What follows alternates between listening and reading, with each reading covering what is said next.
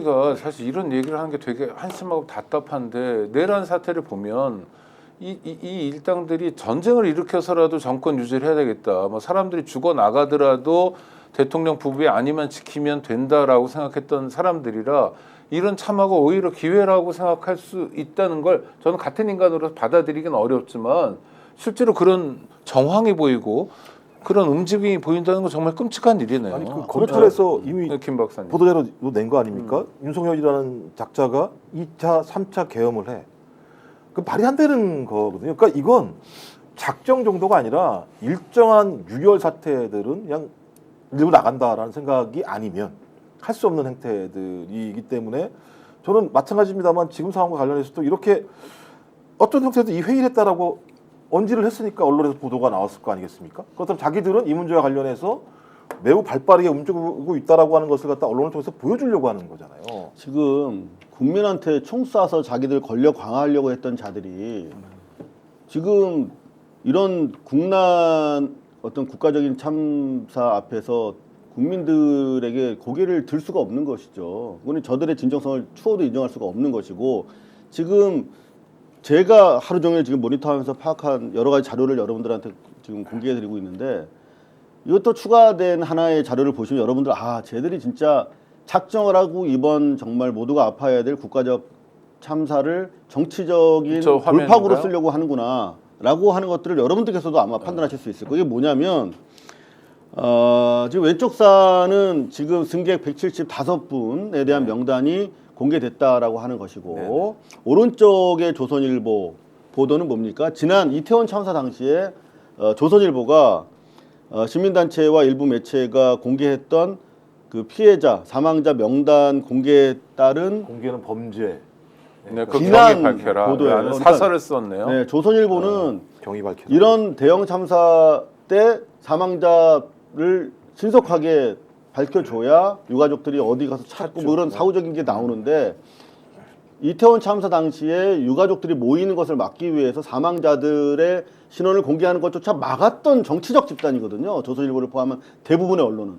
근데 지금 그 언론들이 대부분 앞다퉈서 지금 유가족들 명단을 공개하고 있어요. 아니 이게 원통한데 이태원에서 죽은 사람과 전남 무안공항에서 죽은 사람들은 다른 거라는 거예요? 정권 초기에 죽은 사람과 탄핵 국면에 죽은 사람 국민이 다른 국민이고? 그렇죠. 그러니까 그때는 이태원 참사가 자신들이 활용하기에는 자신들에게 피해가 되는 상황이었어요. 왜냐하면 결국은 그게 용산으로 대통령실을 옮기고 그 중에서 경호 인력이 되고 빠져나가고 와중에 정치적인 아젠다로 쓰기 위한 마약과의 전쟁이 그날 당일날 이태원에서 벌어지기로 했기 때문에 결국은 그들이 직간접적으로 가해자였던 것이죠. 따라서 그 사건은 최대한 활용할 수가 없어. 이미 이제 덮어야 되는 킬한 사건이었어. 근데 이 경우는 오히려 이걸 주도적으로 자기들이 이 문제를 해결하는 것들을 보여줌으로 해서 지금 민주당은 무력하고 미우나 고우나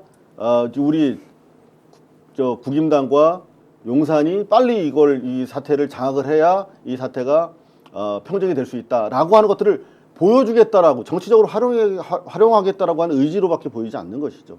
그 뭐 말씀하신 건 대체적으로 지금 내용들은 그런 것 같아요. 니네들이 탄핵을 하고 나서 발생한 사건이야.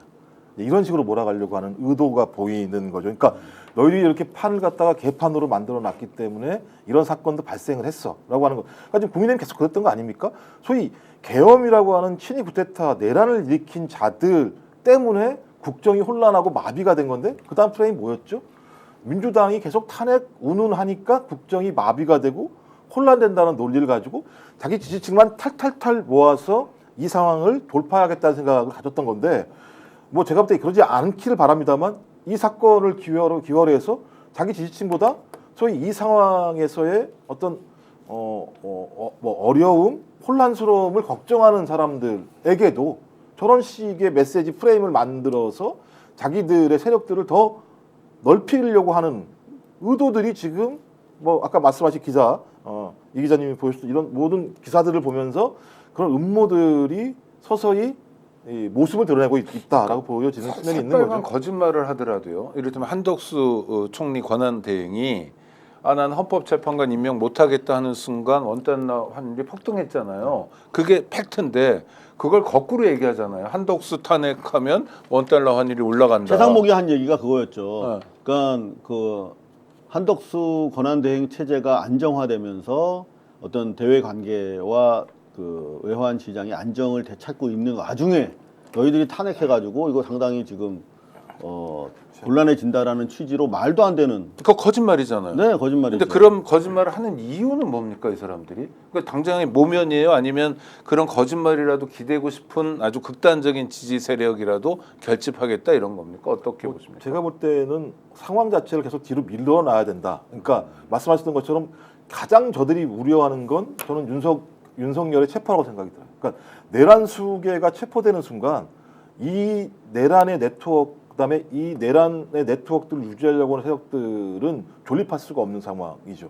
그러니까 지금 윤석열은 계속 버티는 것 아니겠습니까? 버티고 있는 것이고 국민의힘 같은 경우도 마찬가지입니다만 끊임없이 저 이재명 리스크를 제기하면서 이 사건을 내란을 단죄하고 엄벌하는 게 아니라 여야가 이 내용 가지고 싸우는 것처럼 지금 판을 만들어내면서 소위 헌재든 이 중요한 이 상황들을 단죄하고 직무정지를 어떤 형태로든지 결정해야 될 단위에 넘어가지 못하게 하는 것이 지금 가장 중요한 자기들의 임무라고 판단하는 거고 그 임무 와중에 이거 참 죄송한 얘기입니다만 소위 이 제주항공 사건이 발생을 했을 때 이걸 또 활용을 하면서 또 뒤로 지체하려고 하는 것이 아닌가라는 생각이 들기 때문에 저는 이 정도라면 제가 볼 때 이게 사실로 드러난다면 인간이 아닌 거죠. 이 정도 상황이면. 사실 그 스픽스 제작진이 고민이 있었던 걸로 네네. 전에 들었습니다. 왜냐하면 이 제주항공 여객기 추락 사고와 관련해서 통상적으로 우리가 사실 조의를 표하고 애도해야 되는 참사죠. 이거는 뭐 더 이상 말할 나위가 없습니다만 동시에 우리 많은 국민들은 워낙 지금 우리가 뭐 청주공항이 터진다, 대구공항이 터진다, 뭐 이런 워닝을 계속 그 경고를 받고 있는 상황에서 그렇죠. 이어진 거기 블랙리온이 때문에 아직도 활동하고 있다. 이런 혹시나 하는 얘기까지. 생각들은 네. 여러분들 다 가지고 계실 거예요. 그런데 혹시라도 그런 의문을 제기했다가 역공당할까봐 지금 말씀 못 하시는 분들이 지금 시청자 2만 6천 명 중에 한 2만 명은 되실 거 아니에요. 혹시라도 이게 말 잘못해서 역공당할까봐 입조심하자.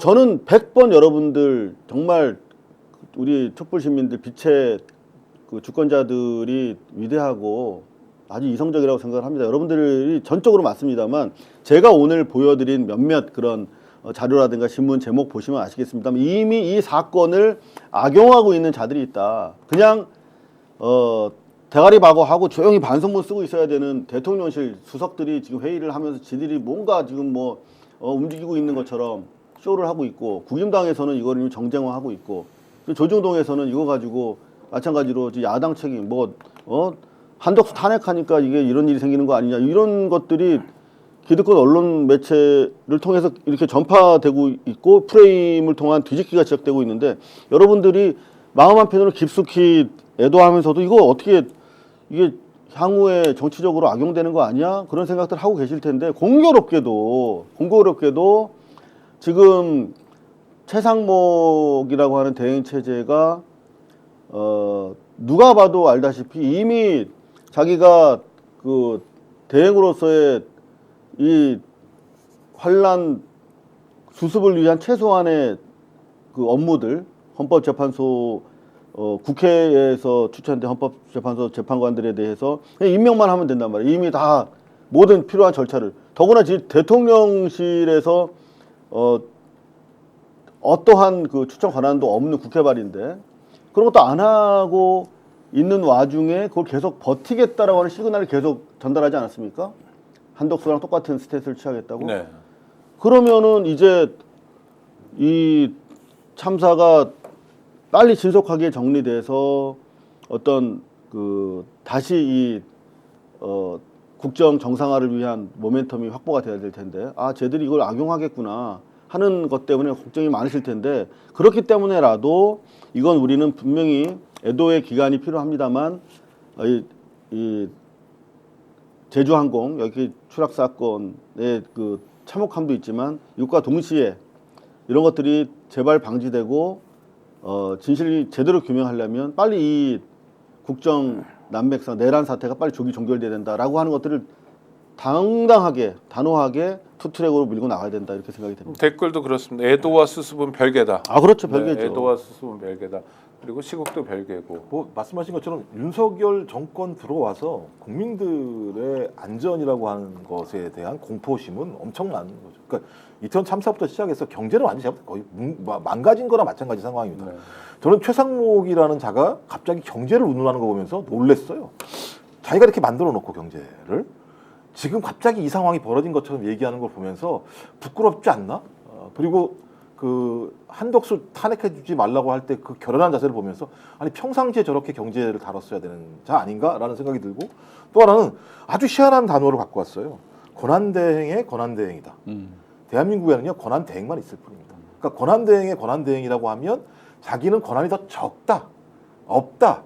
그러니까 헌법재판관도 임명할 그런 거 말이 안 된다. 이런 논리의 단어, 장난 같은 얘기들을 하고 있는 상황이거든요. 말씀하신 것처럼 저는 빠른 시일 내에 윤석열 정권과 같은 어떤 무능하고 그다음에 소위 국민의 안전이나 행복에 대해서 고려하지 않는 정부, 거기다 내란까지 일으킨 정부를 빨리 수습하고 바꿔내는 것만이 국민의 안전, 그다음에 국가의 미래, 국민의 일상을 지키는 것이기 때문에 말씀하신 것처럼 이 사건은 이 사건대로 소위 이 유가족들 문제나 희생자의 명복을 빌고 유가족들을 위로하고 이런 일이 다시 발생하지 않도록 국민들에게 이런 시스템의 변화가 있다는 걸 당연히 알려야 되겠습니다만 또 다른 측면에서 완전히 삐뚤어진 이 정권 권력을 바꿔내는 작업만이 결론적으로 이런 참사들을 줄일 수 있는 유일한 길이라는 생각을 하기 때문에 두 가지 연결돼 있는 거죠.